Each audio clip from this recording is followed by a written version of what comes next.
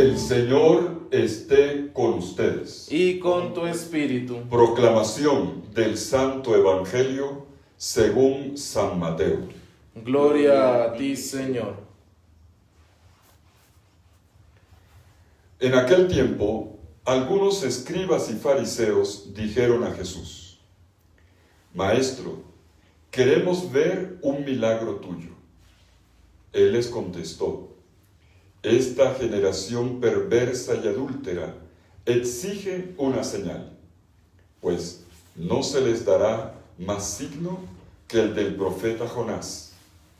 3 días y 3 noches estuvo Jonás en el vientre del cetáceo, pues 3 días y 3 noches estará el Hijo del Hombre en el seno de la tierra.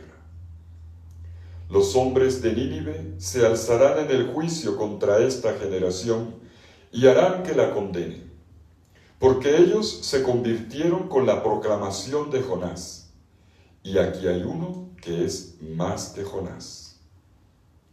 Cuando juzguen a esta generación, la reina del sur se levantará y hará que la condenen, porque ella vino desde los confines de la tierra para escuchar la sabiduría de Salomón. Y aquí hay uno que es más que Salomón. Palabra del Señor. Gloria a ti, Señor Jesús.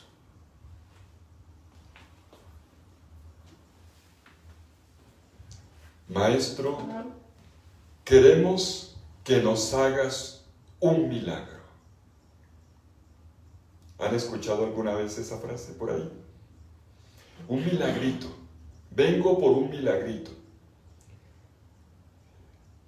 Esta petición que le hacen los fariseos a Jesús, una petición que además, en el contexto que vamos a ver enseguida, pretensión, tiene por detrás una necesidad de seguridad. La necesidad de agarrarse de algo que en el momento del apuro, pues claro, todos nosotros tenemos que resolver los problemas, pero detrás de eso hay una gran necesidad, una búsqueda de seguridad o de seguridades, de agarrarnos de cosas. Ustedes han escuchado la expresión que ya se ha hecho familiar en el mundo cristiano: no busques los milagros del Señor, busca al Señor de los milagros. Si tienes lo segundo, tendrás lo primero y todo. Y los fariseos, frente a esta petición de Jesús, tienen una respuesta bastante particular hoy de parte del Señor. Si nosotros comparamos con el Evangelio de Marcos, por ejemplo, ya en el capítulo 8, versículo 12, nos encontramos con que según Marcos, cuando los fariseos le hicieron esta petición a Jesús, Jesús dio un resoplido, se molestó y se fue, y los dejó plantados. Según el evangelista Mateo, cada evangelio siempre tiene una perspectiva, es así. Cada evangelio nos da una nueva lección. Según Mateo, Jesús ni se pone bravo ni se va. Jesús planta cara.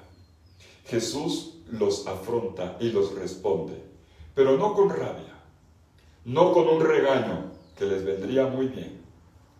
Jesús les responde con una catequesis, les hace la catequesis, y una catequesis que se basa en historias de vida. ¿Cómo entender las cosas de la fe si no es a partir de la vida misma?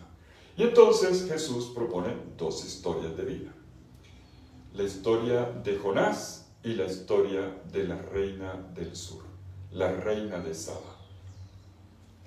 Tenemos aquí entonces, a partir de esto, 3 lecciones en la respuesta de Jesús a aquel que pide seguridades, y que pide evidencias, y que pide pruebas, para estar seguro de que las cosas van a salir como se quiere y que el Señor es quien las obra.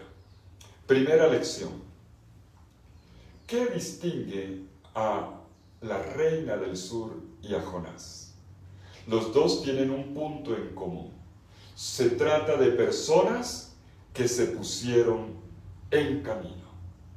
Eso es lo primero. Personas que dejaron sus tierras, sus ambientes de origen, para ir más allá de sí mismos, invitados por el Señor a hacer un encuentro. Es la historia de la reina de Saba, que hace un largo viaje desde el país del sur, probablemente hoy en realidad la Etiopía o la Somalia, una reina probablemente morena, de muy buen formato, que viene con su procesión de elefantes y con sus plumas de avestruz, haciendo todo un largo viaje. Lo que interesa aquí es que ella se desacomodó. Ella se dejó mover el piso, se desacomodó para ponerse en camino, para ir a buscar, para escuchar a Salomón, para ponerse a la escucha de la palabra, para ponerse a la escuela de la sabiduría, en aquel de quien le habían dicho que tenía una palabra para ella. Lo mismo ocurre con Jonás, otro hombre que se pone en camino. Y la historia de Jonás es todavía mucho más fuerte, porque es uno que va a hacer el camino a pesar de él mismo. El Señor lo manda a ir a Nínive, que queda en Oriente, y él coge un barco, en Jaffa, en dirección de Tarsis, occidente. Y es un camino que en el se le va a voltear la historia, tratando de huir. El Señor lo somete a una tempestad, lo tiran al agua, se lo traga el cetáceo, pensamos que era una ballena, semejante animalón, y este animal lo va a vomitar, literal, en Nínive. ¿Cómo es eso? No sé, pero ocurrió. Son personas en camino, personas que se desinstalan, que se ponen en la ruta de una búsqueda, de una palabra o de una misión, que también es una palabra que se anuncia. Primer punto. ¿Cómo responde el Señor a los que piden milagros? Ponte en camino. Es decir, los invita a hacer la ruta de la fe. La fe no es una sustancia química que está por dentro, ni es tampoco un sentimiento, ni es un botoncito. Eso no es la fe. Ni la fe es un librito. La fe es un camino de vida. Lo veíamos la semana pasada. Abraham, nuestro padre en la fe, deja su tierra y al final se desprenderá también de su hijo. Un hombre en camino. Moisés, un hombre de fe. ¿Qué hace él? 3 etapas. Un hombre en camino. Y termina por allá autoexiliado. Y allá el Señor, ¡pum!, lo pone en el camino del Éxodo. Jesús, ¿quién es Jesús? Un hombre siempre en camino. ¿Y quiénes somos los seguidores de Jesús? Personas siempre en camino. En camino invitados por una llamada, por una interpelación, para vivir un encuentro, una experiencia nueva, renunciando a los viejos esquemas, al ambiente y a las cosas, a las rutinas a las que ya estábamos habituados. Ponernos en camino hacia una novedad que encuentra su punto de impulso en el giro que da el cara a cara, el encuentro con el Señor. Primero, en camino. Jesús le dice, pónganse en camino, como la reina, como Jonás. Pero viene una segunda palabra del Señor. Y aquí es donde viene el tironcito de orejas, con todo permiso. Perdónenme, pero está en el Evangelio. Jesús les dice una palabra dura. La palabra que uno no quisiera que le dijeran a uno. Esta generación perversa y adúltera pide una señal. A los que andan pidiendo milagros y que solamente quieren de eso, pero no conversión ni vida nueva, que no quieren ponerse en el camino comunitario de la fe, el Señor les dice, ustedes son unos perversos. Ustedes son unos adúlteros. Y creo que la segunda palabra lo define mejor, porque es una imagen. Adúlteros. ¿Qué es el adulterio? No necesita explicación. Y creo que aquí no hay niños. Aquí Jesús no se refiere al adulterio en el sentido como lo enseña la moral sexual o la moral familiar. Aquí se trata de otra cosa. Se trata del adulterio en la espiritualidad. El adulterio del corazón en la relación con Dios. ¿Qué es el adulterio? El adulterio es que tu pareja ya no te parece suficiente, no te llena. Y entonces te buscas otra. Y otra, y otra, y otra. Y esto mismo es lo que ocurre con el Señor. ¿Es que el Señor no te llena? Dímelo con sinceridad. ¿Es que el Señor no te llena? Ese partner que es Dios, esa pareja en esta relación de alianza que es mi Señor, tu Señor, nuestro Señor, ¿no te es suficiente? Que necesitas buscar complementarlo con otros dioses, con otros señores. Y tú vas a decir, no, yo solamente sí, pero ¿y por otros señores? Cuando tú te agarras, yo creo en el Señor, pero necesito el jaboncito mágico bendecido, el que coloca en la época de Sagitario para asegurar el amor. Oye, niño, perdóname, estás buscándote otros señores. Adúltero, eso es adulterio, porque no te llena el Señor. Necesitas prender la velita morada. Necesitas de la agüita que tiene que venir de tal sitio porque es así. Es así, mejor dicho, pues. Necesito agarrarme de tal reliquia porque es así, me da el milagro. Adúltero. El Señor, la relación con Él. No le crees a tu Señor. Es que no le crees.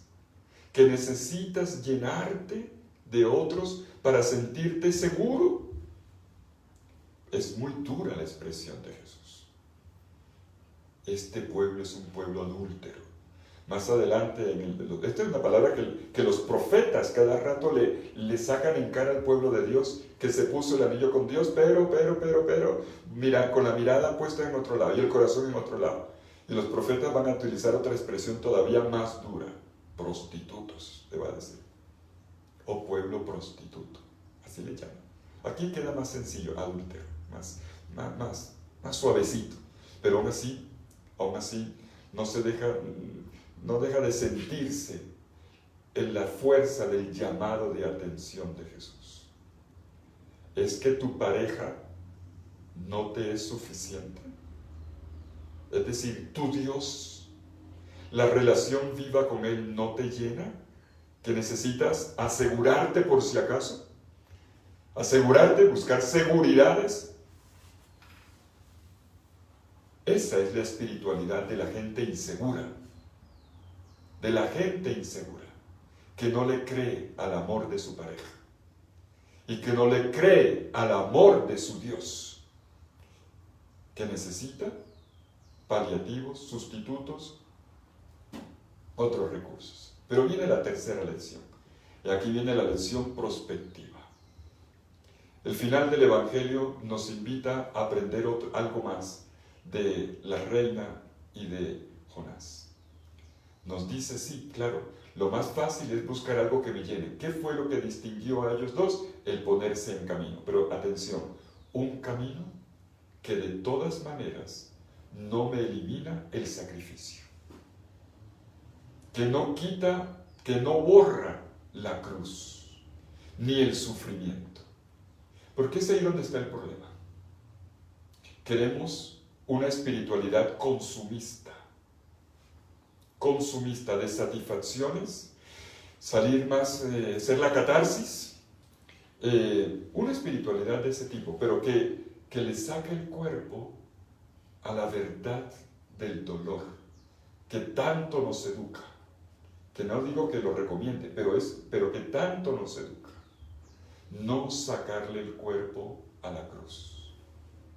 No querer espiritualidades fáciles, espiritualidades simplemente que son paliativos para un momento de dificultad y de estrés, pero que no te resuelven el problema. La propuesta de Jesús es hacer un camino como el de la reina de Saba, que fue un camino largo. Es lo mismo, ese es el camino de la fe. Es que yo lo quiero ya, ¿no? ¿Tú crees que esa señora llegó en 2 días? Ese viaje fue largo. Lo mismo es con el viaje de la fe. Y Jonás, ¿qué nos enseña Jonás? Que este viaje no solamente es largo, sino que pasa por Pascuas. Por eso no se nos dará otro signo que el de Jonás, la muerte y la resurrección.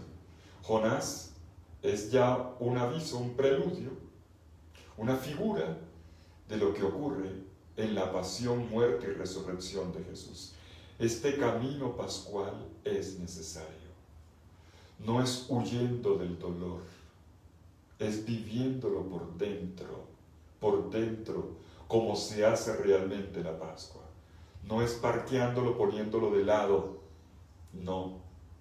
Entonces hay cosas que nos ofrecen hoy, por ahí, que escuche el canto de la ballena, para que se te salga. No, afróntalo. Ponte la cruz sobre el hombro y resucítala. Ya que lo explicamos alguna vez, ¿se acuerdan?